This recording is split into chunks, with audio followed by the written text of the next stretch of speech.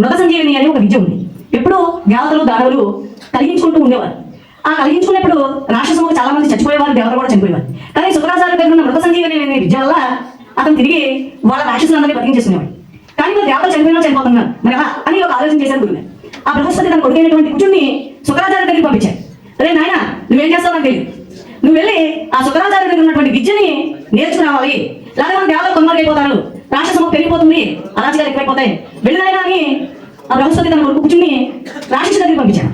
ఖర్చు అప్పుడు ఈ శుక్రాచార్యకి దేవయాని అనే కూతురు, ఆమె చాలా అందగత్తే, చాలా పొగరు, గర్విష్టి. ఈ గురువు దగ్గరికి వచ్చి, అప్పట్లో గురువులు అంటే ఎలా ఉండేవారు, శిష్యులు ఎలా ఉండేవారు తెలుసు కదా, పాదసేవ చేయడం, ఇంట్లో అన్ని పనులు చేయడం, అడవులకి వెళ్ళి కట్టెల మోపు తీసుకురావడం, ఇలాంటి అన్ని పనులు చేసి గురువు గారి దగ్గర మంచి శిష్యుడు అనిపించుకున్నాడు ఖర్చు. అప్పుడు దేవయాని అబ్బో వీడు చాలా గుడ్డు, వెరీ గుడ్లో ఉన్నాడు, ఈయన వదులుకోకూడదని వీటిని ఇష్టపడడం మొదలుపెట్టింది. సరే, శుక్రాచార్యుడి దగ్గర ఉన్నటువంటి శిష్యులందరికీ కూడా ఈ ఖర్చుల మీద కోపం వచ్చింది. నిన్న కాక ముందు వచ్చే వీడు ఎక్కువైపోయినా వ్యవస్థకి వీడు అందుకు ఎలాగైనా సరే ఈ సంగతి చూడాలి అని చెప్పేసి శుభ్రంగా గురువు గారికి మొత్తం మంది ఇచ్చేసారు.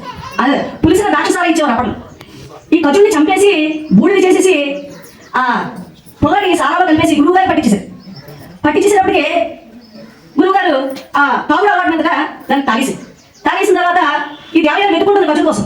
ఏది నా లవర్, ఎక్కడ నా లవర్, ఓ బాధపడిపోతుంది అనమాట. నాన్న నువ్వేం చేస్తావు తెలీదు, నా ప్రియ నాకు కావాలి అని చెప్పేసి అది నానా గోవ చేసేటప్పటికే శుక్రాచార్యుడు దివ్య దృష్టితో చూస్తాడు. చూసేటప్పటికే ఆ శిష్యుడు చనిపోయి బూడిద రూపంలో తన కడుపులో ఉన్నాడు. ఇతను ఎలా బతికించాలో తెలియక మృత సంజీవిని విద్యని తన కడుపులో ఉన్న కొంచెం విద్యార్థికి నేర్పి అప్పుడు శుక్రాచార్యుడు పొట్ట చేయించుకుని ఖర్చు బయటకు వస్తాడు. అప్పుడు మళ్ళీ గురువు గారిని అదే విద్య సహాయంతో